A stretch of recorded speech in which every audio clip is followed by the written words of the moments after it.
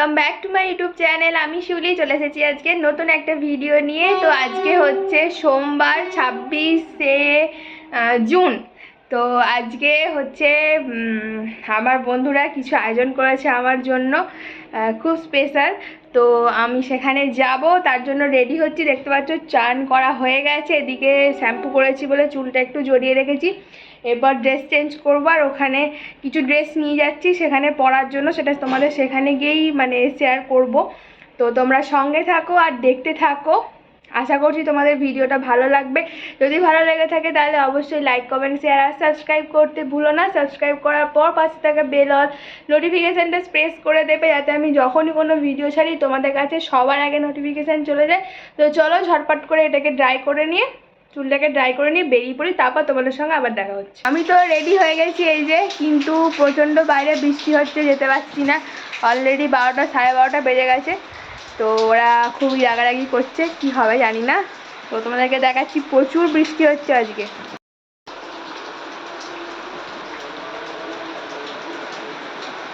এই দেখো, বুঝতে পারবে এখানে।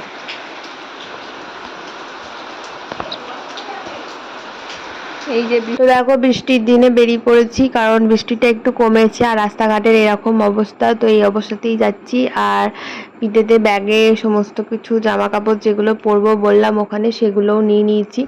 আর এদিকে আমাদের রাস্তার হাল একদম বেহাল, যদিও সিমেন্টের রাস্তা, তাতেও এরকমভাবে চারিদিকে প্রচুর জল জমেছে আর প্রচণ্ড বৃষ্টি সেদিনকে, জানি না কেন। তো পৌঁছেও গেছি, আর ওরা অলরেডি আমাকে সাজানো শুরু করে দিয়েছে, কারণ আমি খুবই লেটে পৌঁছেছিলাম সেদিনকে।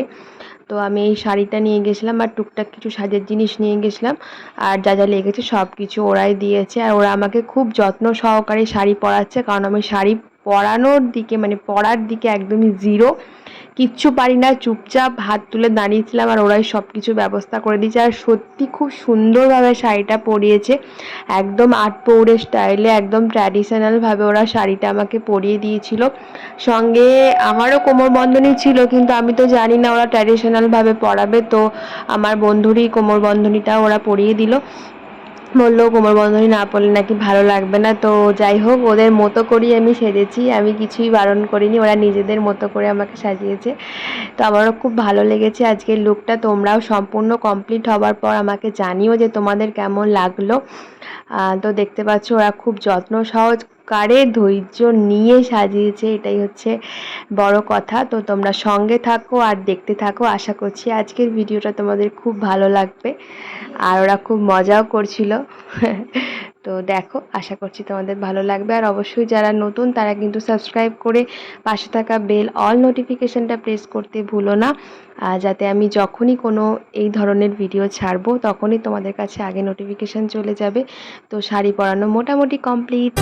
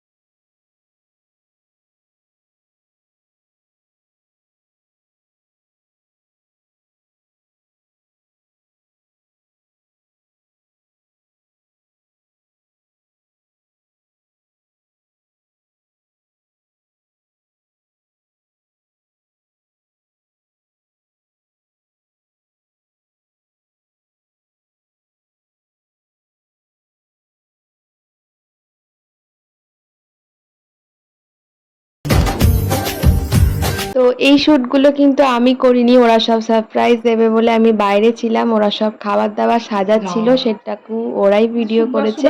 তোমরা সেগুলো দেখতে থাকো, আশা করি তোমাদের ভালো লাগবে। ওইখানে চলে গিয়ে দেখাবি আর নিচে নেমে যাবে, যেখানে যাবি ওটা নিচে দিকে আমি দেখেছি।